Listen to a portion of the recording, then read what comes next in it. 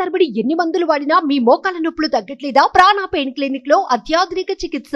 ఆంధ్రప్రదేశ్ ముఖ్యమంత్రి నారా చంద్రబాబు నాయుడు కేబినెట్ లో మహిళలకు పట్టం కట్టారు. ముగ్గురు మహిళలకు చోటు కల్పించడంతో పాటు కీలక శాఖలు కేటాయించడం విశేషమనే చెప్పుకోవాలి. ఈ క్రమంలోనే పాయకరావుపేట ఎమ్మెల్యే వంగలపూడి అనితను హోంమంత్రి పదవి వివరించింది. వైసీపీ ప్రభుత్వ హయాంలోనూ మహిళలకే హోంమంత్రి పదవి దక్కగా ఇప్పుడు చంద్రబాబు కూడా హోంమంత్రిగా మహిళనే నియమించి మహిళలకు ప్రాధాన్యం కల్పించారు.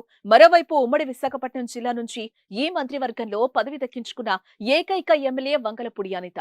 ఉమ్మడి విశాఖ జిల్లాలో ఎంతో మంది సీనియర్ నేతలు ఉన్నప్పటికీ పార్టీ పట్ల ఆమె చూపిన విధేయతకు మంత్రి పదవిని కేటాయించిన చంద్రబాబు ఈసారి ఏకంగా హోంమంత్రిని చేశారు. అనిత విషయానికొస్తే ఆమె ఉపాధ్యాయురాలుగా పనిచేస్తూ రాజకీయాల్లోకి వచ్చారు. 2014కు ముందు టీడీపీతో తన రాజకీయ ప్రస్థానాన్ని ప్రారంభించిన అనిత 2014 ఎన్నికల్లో టీడీపీ నుంచి పోటీ చేసి విజయం సాధించారు. 2014 నుంచి 2019 వరకు పాయకరావుపేట ఎమ్మెల్యేగా నియోజకవర్గ అభివృద్ధికి కృషి చేశారు. 2019 ఎన్నికల్లో టీడీపీ అధిష్టానం ఆమెను పాయకరావుపేట నుంచి కొవ్వూరుకు పంపింది.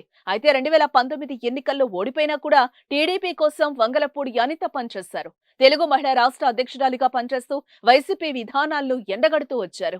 ముఖ్యంగా నాటి మంత్రి రోజా చేసే విమర్శలను ఎప్పటికప్పుడు తిప్పికొట్టేవారు. సోషల్ మీడియాలో ట్రోలింగ్ ఎదుర్కొన్నా వెనక్కి తగ్గలేదు. 2024 ఎన్నికల్లో టీడీపీ పాయకరావుపేట నుంచి మరోసారి వంగలపూడి అనితకు అవకాశం ఇచ్చింది.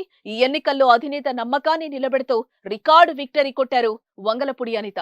స్థానిక టీడీపీ, బీజేపీ, జనసేన శ్రేణులను కలుపుకుని వెళ్లి 2024 ఎన్నికల్లో పాయకరావుపేట అసెంబ్లీ స్థానం నుంచి 43,727 ఓట్ల తేడాతో గెలిచి చరిత్ర సృష్టించారు. ఉమ్మడి విశాఖ జిల్లా నుంచి మంత్రివర్గంలో చోటు దక్కించుకోవడమే కాకుండా హోంమంత్రిగా నియమితులవడం పట్ల మహిళలు, టీడీపీ శ్రేణులు హర్షం వ్యక్తం చేస్తున్నారు. సుమన్ టీవీలో మీ పర్సనల్ అండ్ బిజినెస్ ప్రమోషన్స్ కోసం కింది నెంబర్కి కాంటాక్ట్ చేయండి.